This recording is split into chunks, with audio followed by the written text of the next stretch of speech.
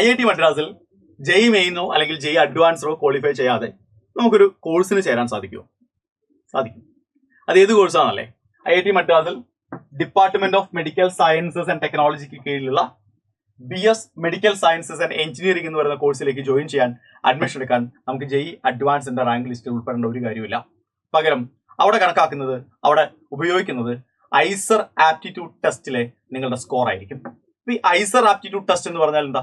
കേൾക്കുമ്പോഴേ അറിയാം, നമ്മുടെ രാജ്യത്തെ ഐസറുകളിലേക്കുള്ള അല്ലെ മികച്ച ശാസ്ത്ര വിദ്യാഭ്യാസം പ്രൊവൈഡ് ചെയ്യുന്ന ഐസറുകളിലേക്കുള്ള അഡ്മിഷന് വേണ്ടി നടത്തുന്ന ടെസ്റ്റിന്റെ പേരാണ് ഐസർ ആപ്റ്റിറ്റ്യൂഡ് ടെസ്റ്റ് അഥവാ IAT എന്ന് പറയുന്നത്.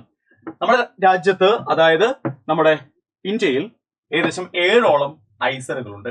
IISER Berhampur, IISER Bhopal, IISER Kolkata, IISER Mohali, IISER Pune, IISER Tirupati, പിന്നെ നമ്മുടെ കേരളത്തിൽ ഒരു ഐസർ ഉണ്ട്, ട്രിവാൻഡ്രത്താണത്, ഐസർ ട്രിവാൻഡ്രം. ഈ പറയുന്ന 7 ഐസറുകളിലേക്ക് വേണ്ടി മാത്രമല്ല ഐസർ ആപ്റ്റിറ്റ്യൂഡ് ടെസ്റ്റ് നടത്തുന്നത്. അതിനെല്ലാം പുറമെ മറ്റ് 2 സ്ഥാപനങ്ങളിലേക്ക് കൂടിയുള്ള അഡ്മിഷന് വേണ്ടിയാണ് ഐസർ ആപ്റ്റിറ്റ്യൂഡ് ടെസ്റ്റ് നടത്തുക. അത് ഏതൊക്കെ സ്ഥാപനങ്ങളാണ് എന്ന് ചോദിച്ചു കഴിഞ്ഞാൽ, നോക്കൂ മക്കളെ,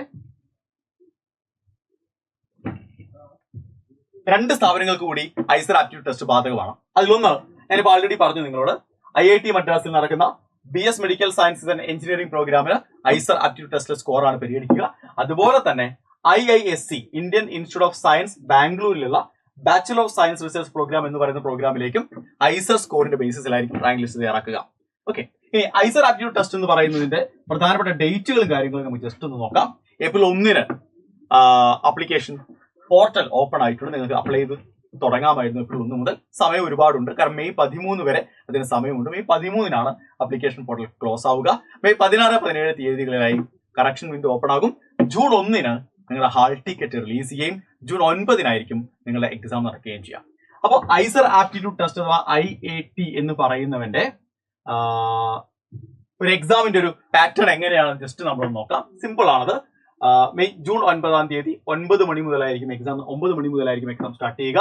കമ്പ്യൂട്ടർ ബേസ്ഡ് ആയിട്ടുള്ള എക്സാം ആയിരിക്കും. നമ്മുടെ ജെഇ മെയിൻ പോലെ തന്നെയാണത്, കമ്പ്യൂട്ടർ ബേസ്ഡ് ആണ്. ബയോളജിയിലും കെമിസ്ട്രിയിലും മാത്തമാറ്റിക്സിലും ഫിസിക്സിലുമായി ഓരോ സബ്ജക്റ്റിലും 60 ക്വസ്റ്റ്യൻസ് ആണ് ടോട്ടൽ ഉണ്ടാവുക. 15 question from biology, 15 question chemistry, പിന്നെ 15 മാത്തമാറ്റിക്സ്, 15 ഫിസിക്സ്.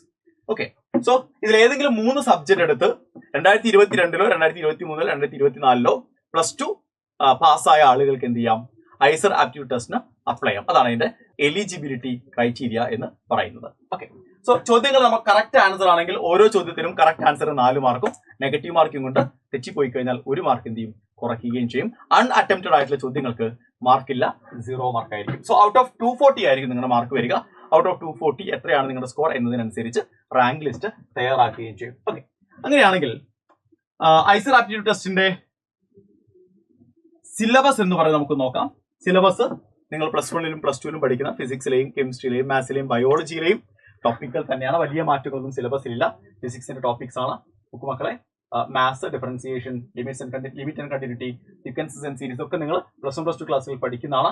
നമ്മൾ നേരെ കെമിസ്ട്രിയിലേക്ക് പോയി കഴിഞ്ഞാൽ chemistry, organic compounds containing nitrogen, aldehydes, ketones, alcohols, എല്ലാ ചാപ്റ്റേഴ്സും ഉണ്ട്. +1 +2 നിങ്ങൾ പഠിക്കുന്ന എല്ലാ ചാപ്റ്റേഴ്സും അതിലുണ്ട്. ബയോളജിയും അതെ, നിങ്ങൾ +1 +2 സിലബസ് തന്നെയാണ് ഐസർ ആപ്റ്റിറ്റ്യൂഡ് ടെസ്റ്റിന്റെ സിലബസ് എന്ന് പറയുന്നത്. അപ്പോൾ അത് കുറച്ചുകൂടി എളുപ്പമായിരിക്കും നിങ്ങൾക്ക്. പ്രത്യേകിച്ച് ഇപ്പോൾ ബോർഡ് എക്സാം കഴിഞ്ഞ് നിൽക്കുന്ന ഒരാളാണെങ്കിൽ അത് നിങ്ങളെ സംബന്ധിച്ചിടത്തോളം വലിയൊരു അഡ്വാൻറ്റേജ് ആയിരിക്കും ഐസർ ആപ്റ്റിറ്റ്യൂഡ് ടെസ്റ്റിന്. ഓക്കെ, സോ ഇത്രയും കാര്യങ്ങളാണ് ശരിക്കും നമ്മൾ ഓർത്ത് വെക്കാനുള്ളത്. അപ്പോൾ അവസരം കൈവിടാതിരിക്കുക. സമയം ഒരുപാടുണ്ട് എന്ന് വിചാരിച്ച് ഒരുപാട് ലേറ്റ് ആയിട്ട് അപ്ലൈ ചെയ്യാതിരിക്കുക. എത്രയും പെട്ടെന്ന് നിങ്ങൾ ആപ്ലിക്കേഷൻ കംപ്ലീറ്റ് ചെയ്യുക. കാരണം ലേറ്റ് ആകുന്തോറും സൈറ്റ് ഹാങ് ആകാനും അങ്ങനെ കുറെ സാധ്യതകൾ ഉള്ളതുകൊണ്ട് തന്നെ ഈ അവസരം മുതലെടുക്കുക, അപ്ലൈ ചെയ്യുക, ഗംഭീരമായിട്ട് പ്രിപ്പയർ ചെയ്യുക. All the very best.